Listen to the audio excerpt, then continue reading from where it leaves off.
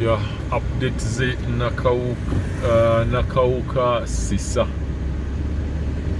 Kisubi road ze tugendako leero. Tubadde tuluddozi babwatirako ze tugenda leero okukwata. Kubo lituuseewa vidiyo zaffe mwaziraba ziri ze twabakwatira. Subire mujjukire kubo byali lukoma. Kati katugende tulabe ate kipya ki kye bakozeewo. Light ya maanyi olwaleero, mulimu akasana ne tujja kusobola okukagumira mpola mpola. Waye time gye tufunyeewo olwaleero okubeera nga tulaba kiki kakati kye baliko. Twagala kulaba ekkubo lituuseewa.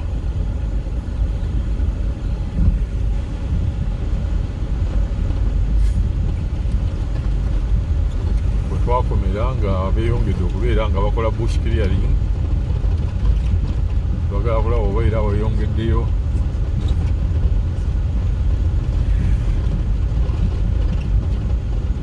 Banedda vidiyo yaffe mugijjukira eyaluli wano twabaleka nga bakoona. Mulaba bataddewo welding n'ebyo bibeera temporary, basobola okubijjawo saawa yonna. Bibeerako na buzibu.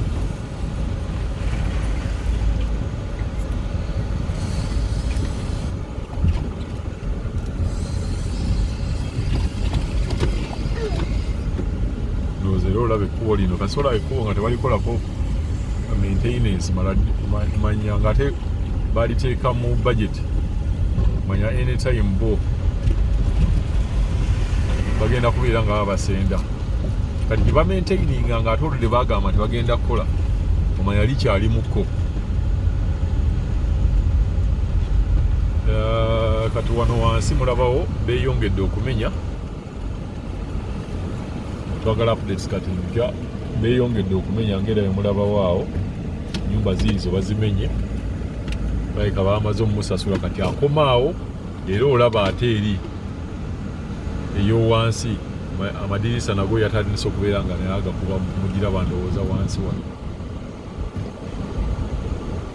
So section eno ku luguudo luno nga bwe balugamba gye bakakola eya Nanziga nayo yali etandise okubeera nga ekolebwa naye ate ne bagiwummuzaamu.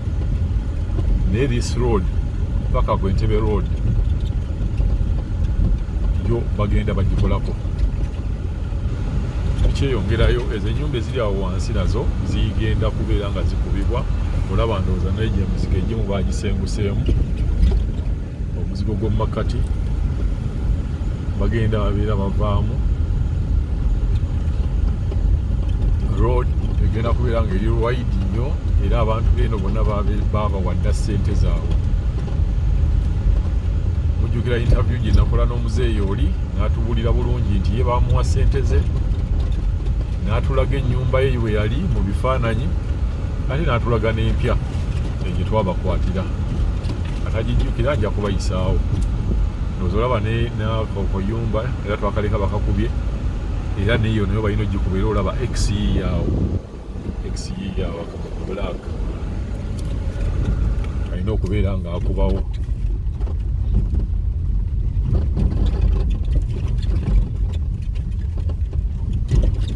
Nakawuka road gye tuliko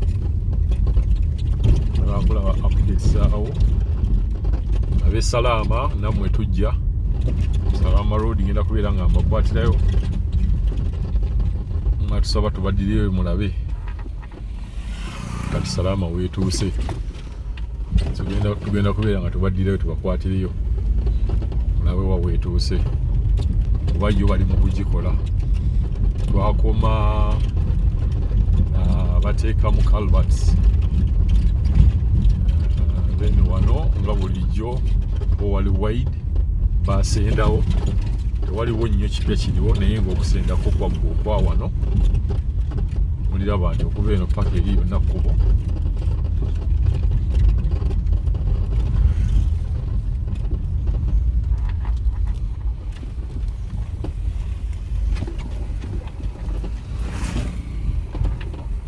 kano konna kali mu makati kano kemulaba kakuvaawo kali mu makati kuba sayidi eri kkubo neno kkubo.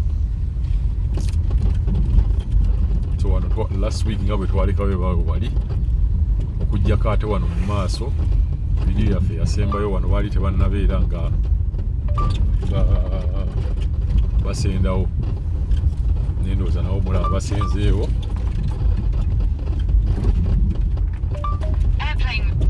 Awo basenzeewo ngaye mulabawo bwe wati wonna basenze bwe wati wewafaanana. Last video yaffe waali nga waliwo ekisozisozi nga tebannasendawo naye kakati olaba baakasendawo. Katweyongereyo tulabe mu maaso n'ebintu bwe biri.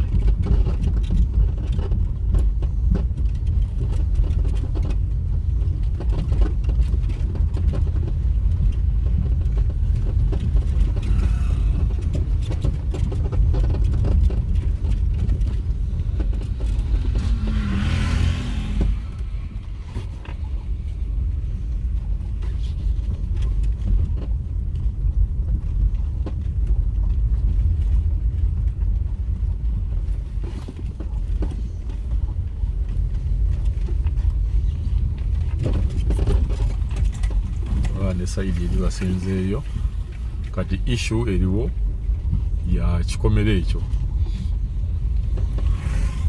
Omwami atannabeera nga akomplayinga kubeera nga naye aseseetukamu naye olaba banne bonna baseseetuka era ekkubo likoma eri muliraba wali kati newano naye balina okumusenda nekirabika tebanatuuka ku nzikiriziganya kati olaba nga awo wonna eryo ekkubo basenzeewo olaba waawo naye akati ono yakyaleetamu olwajjooni olutonotono nga tusuubire nti no kijja kubeera nga batuuka ku nzikiriziganya n'abakozi b'ekkubo. Era olaba bayisa ekikomera kye ate era wali ne bawayideningamu Katonda aba akyataddewo embeera ndowooza olaba kati ate ekikomera kye bwe kivaako era ekkubo ne baligaziya. Era olaba n'emiti gy'amasannyalaze giri walako gye baagiteeka. Abantu abamu abalina okubeera nga enkulaakulana balina ogyembracinga naye ate munnange babeera nga oluusi oli agiwakanya. Emiti gy'amasannyalaze gyo baagijjawo dda baagiteeka eri. Then mujjukira vidiyo yaffe endala nabagamba nti wanowo wagenda kubatawaanya era olaba wakyabazannya kuba waaliwo kasasiro yali dumping area kati mwe wabeerawo olutobazi kati buli kimu ekibi kiri wano, buli kimu ekibi kiri wano. Kati babeera balina okubeera nga bayiwawo maramu hardcore balina okusobola ne bayiwawo hardcore bamala okuteekamu hardcore aye ne bayiwako ne maramu. Kati wano olaba at least wano bo baamaze okubeera nga bayiwawo bi hardcore ndowooza obiraba ne last video yaffe era twakiraga. Then kaakati eri bajjayo kasasiro tractor mu biraba ndowooza bigenda bijja mu kasasiro. Bwe banaamala okujja mu kasasiro n'ebibumba bamala okujjamu then ate bateekemu hardcore. So section eno ye batawaanyiza nnyo naye nga zo tractor zikola buli lunaku. Olaba eri wansi basimira ddala kasasiro yali mungi yaliwo zamulabo.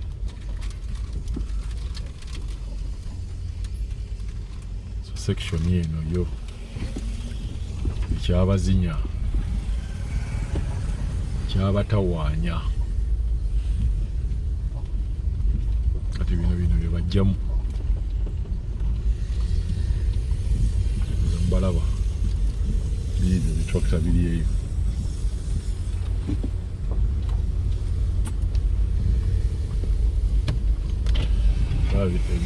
Ebigundi ebisooto bye bajjamu then ate ne bayiwa mu hardcore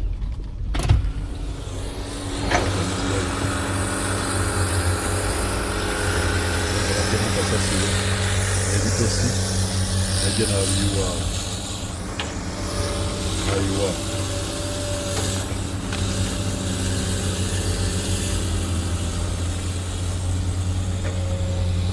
this section yeni batawanyiza nnyo agambira banga bekino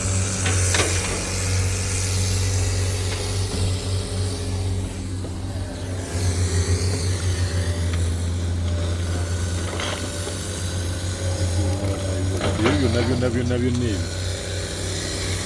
balina okubeera nga bajjayo ate ne bayiwamu amayinja aga hardcore bamala okuyiwamu amayinja ga hardcore ne balowooza atokola bukoolawo gambirawo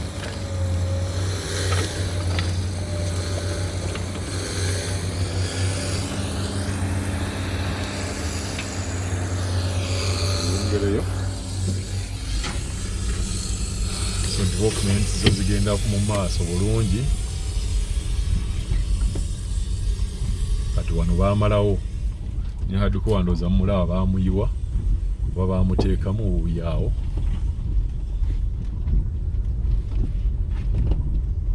kati abantu abayina plots oba abazimba sayidi eno wano mmwe tugambe essavu mbeera mutandise oddirabako mulaba haddiko oyo gwe bateekamu oyo awo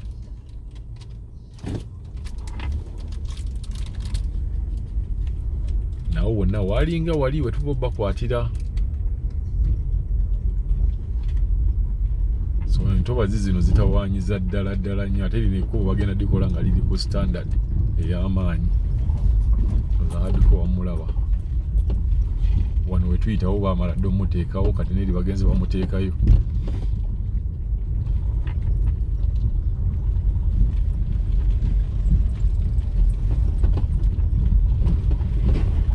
tuli ku updates eza Nakawuka Kisubi road bwewate bwewafaananye mazindoze mugalaba wano yaga batawaanya kati swamp area yo sinyangu okutwaliza owamu sijja ova buvi eri n'okola byoyagala oza mulabawo gwe bafaanana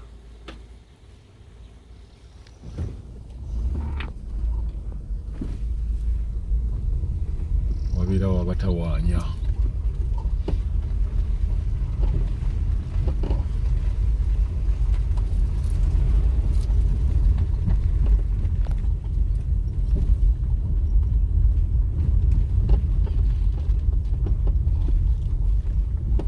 bagamba nti buli kiva wano bakikozesa kati olaba eritose abakola maxpan abakola bukajjansi ate dde babeera balyeyonera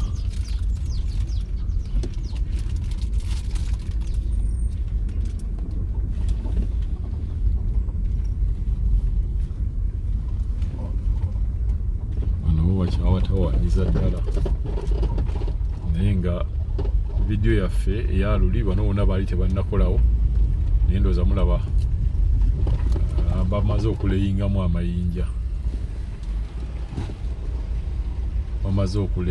amayinja twakolera wano nga tebannaba kuleyingamu mayinja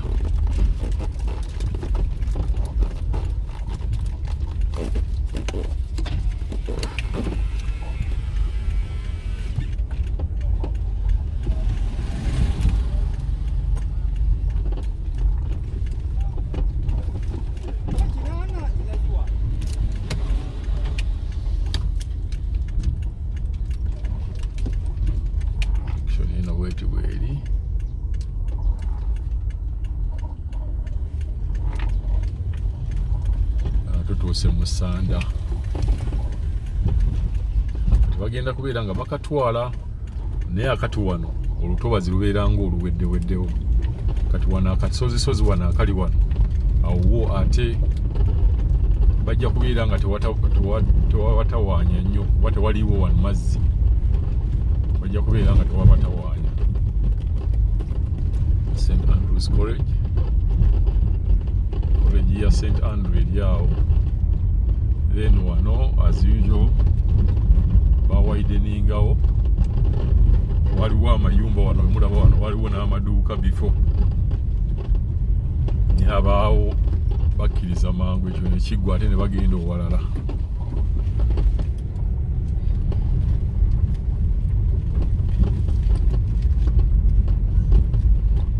Senkulaakulana bwezi bwe ziri.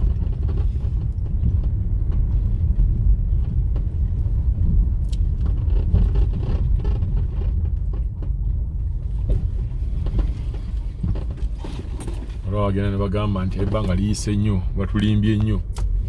Ebintu ebyo bibeeramu ate I understand abantu babeera nga nabo bagamba wayi mukola ddi. Nejjukira amakubo ago gonna ge tuyitako era gaalinga bwe gati.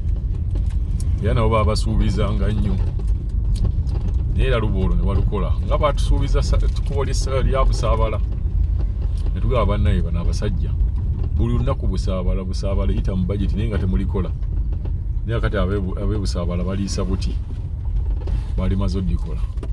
Naye kati lino ate litulabako nti already gyo bamaze n'okubeera nga bali wideninze, batandise n'okuteekamu ebyo ebiyinja, ba contractors already weebali. Tubeera tulaba nti kyekyo. So wano mujjukira video yaffe yaliko na wano waliwo ebimotoka bingi ebyali biyiwa wano amayinja. Naye wano waggwa kuba najjukira na wano waliwo olutobazi kati wano waggwa. Kati wano walinga wali we tuvudde emabega bwe bato we wali.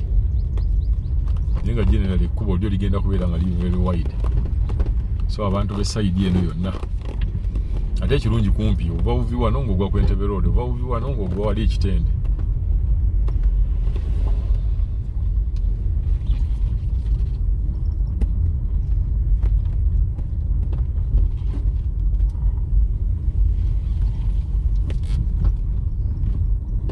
Kati na wano olaba wali ebitoogo wano era nawo wagenda kuba tawanyanga wali nzulabi hardcore ne bateekamu era obunene bwabyo binene nnyo.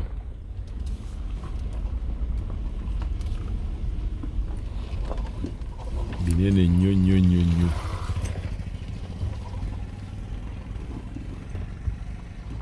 So construction bweti bweri.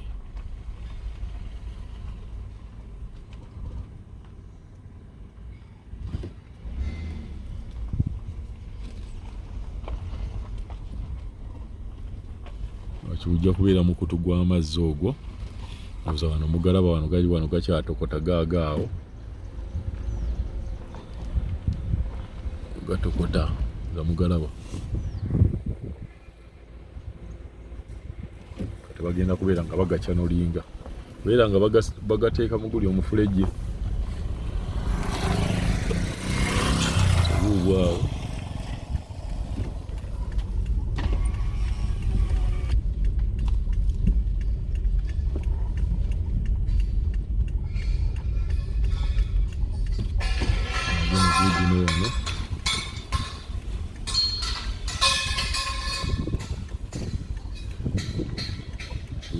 Bagenda okubeera nga bateekamu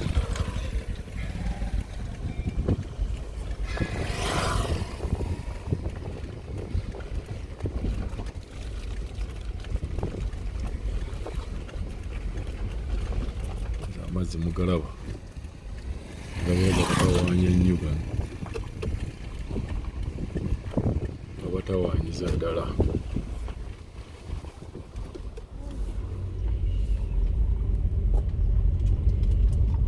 Saidi eno wano wonna lutobazi luli cheap wano nti tebasasula bantu naye luli expensive wano ate mu kubuildinga mu constructinga lubeera lubayingirira okamala obukamazi babeera bakozesa sente nnyingi nnyo okubeera nga baconstructingawo ekkubo.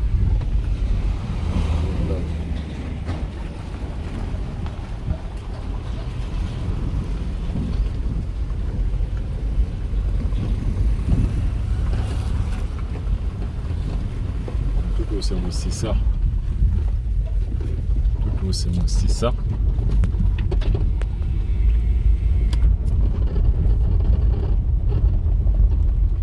Ningo general ekkubo lyo ligenda mu maaso. Ligenda mu maaso lyanga liri very wide, nalaba nga bakola buli lwe tuyitawo usanga balina ekipya kye bakozeewo.